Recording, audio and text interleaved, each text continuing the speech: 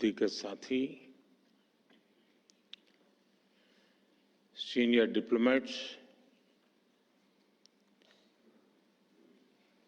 BC के द्वारा देश के अलग अलग कोने से हमारे साथ जुड़े हुए उद्योग और व्यापार जगत के सभी साथी, अन्य सभी महानुभाव, देवी और सज्जनों,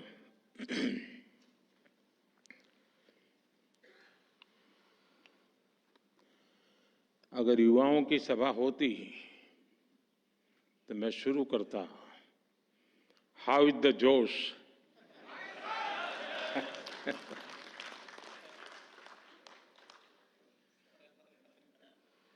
लेकिन लगता है ये भी सही जगह है।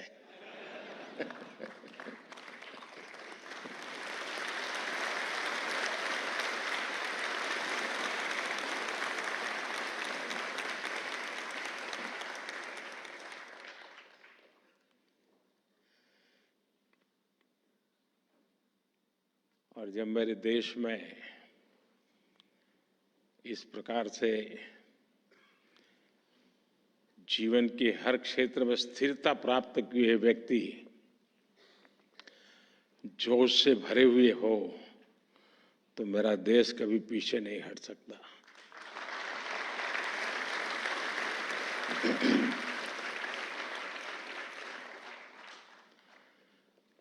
आपने मुझे इस कार्यक्रम में निमंत्रित किया। मैं सीआईआई का हृदय से आभार व्यक्त करता हूं। मुझे याद है पैंडेमिक के समय आप और हम चर्चा कर रहे थे। आप में से भी बहुत लोगों को याद होगा। और चर्चा के केंद्र में विषय रहता था गेटिंग ग्रोथ बैक। उसी के इर्द गिर्द हमारी चर्चा रहती थी।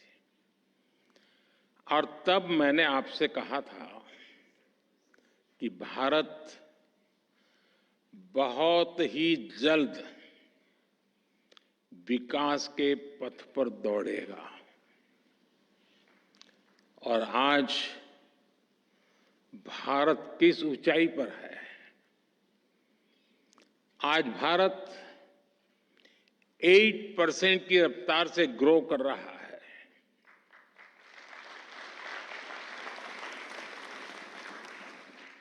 आज हम सभी डिस्कस कर रहे हैं जर्नी टवर्ड्स विकसित भारत।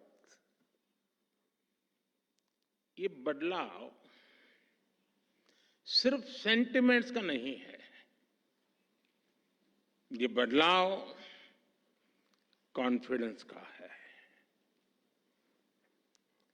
आज भारत दुनिया की 5वीं सबसे बड़ी आर्थिक ताकत है। और वो दिन दूर नहीं जब भारत दुनिया की तीसरी सबसे बड़ी इकोनॉमी पावर बन जाएगा।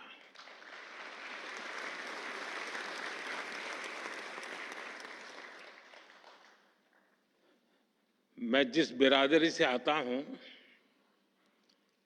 उस बिरादरी की एक पहचान बन गई है कि चुनाव के पहले जो बातें करते हैं, चुनाव के बाद भुला देते हैं।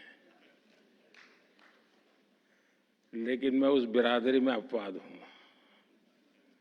और इसलिए मैं आपको याद कराता हूं कि मैंने कहा था कि मेरे तीसरे टर्म में देश तीसरे नंबर की इकोनॉमी बनेगा।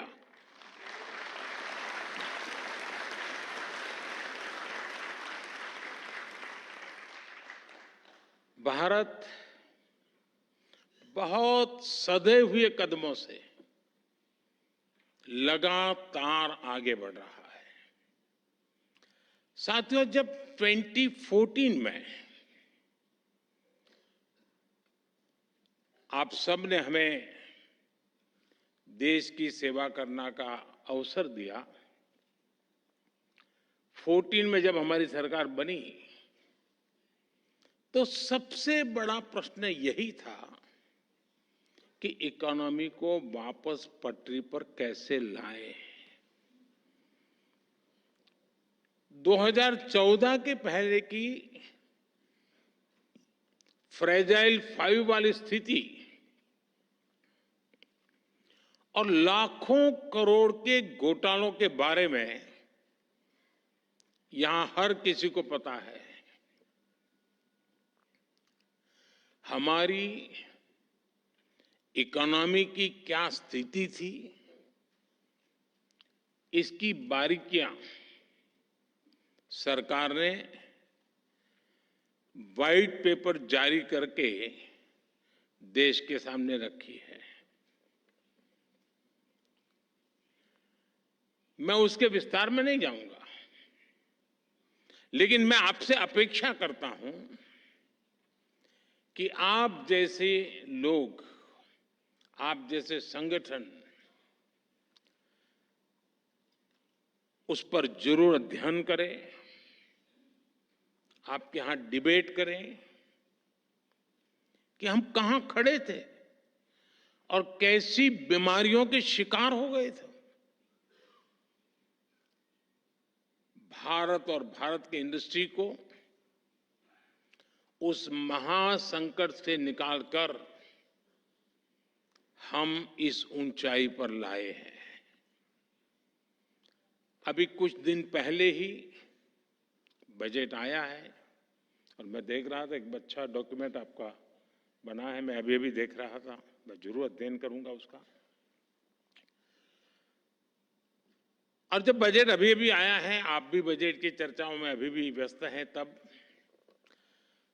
बजट से जुड़े ही कुछ फैक्ट्स मैं आज आपके सामने रखना चाहूंगा।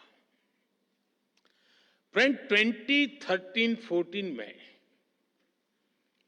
जब पिछली सरकार का आखिरी बजट आया था, डॉक्टर मनमोहन सिंह जी के सरकार का लास्ट बजट, वो 16 लाख करोड़ रुपए का था, 16 लाख करोड़। आज हमारी सरकार में ये बजट 3 गुना बढ़कर 48 लाख करोड़ रुपया पहुंच गया है।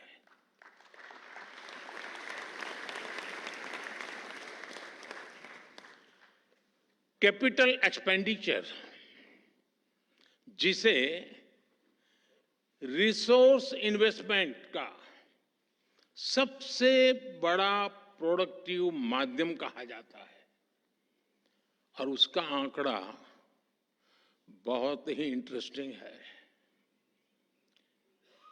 2004 जब अटल जी की सरकार गई, 2004 में यूपीए सरकार की शुरुआत हुई और यूपीए सरकार के पहले बजट में कैपिटल एक्सपेंडिचर करीब 90,000 करोड़ रुपए था, 90,000 करोड़ रुपीस। 10 साल सरकार चलाने के बाद, यानी 2014 में यूपीए सरकार का 10वां वर्ष था, अपने कैपिटल एक्सपेंडिचर का बजट 2 लाख करोड़ रुपए